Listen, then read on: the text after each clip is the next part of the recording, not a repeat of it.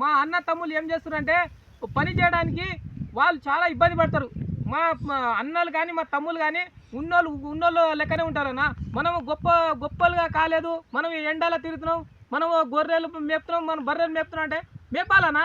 మన ఏళ్ళు సమానంగా ఉందానా?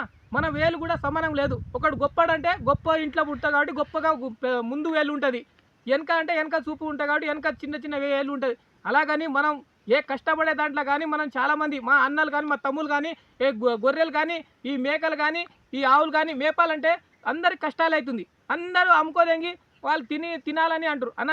అది కాదన్నా, మేకలు కానీ ఈ గొర్రెలు కానీ మేపితే మనము చాలామంది ఈ కోళ్లకు బానిసై నాటుకోళ్ళు కూడా పెంచుకోవడం లేదు.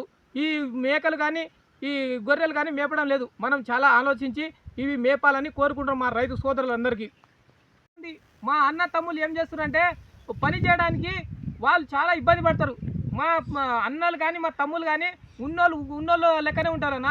మనం గొప్పలుగా కాలేదు. మనం ఎండలో తిరుగుతున్నాం, మనం గొర్రెలు మేపుతున్నాం, మనం బర్రెలు మేపుతున్నాం అంటే మేపాలనా?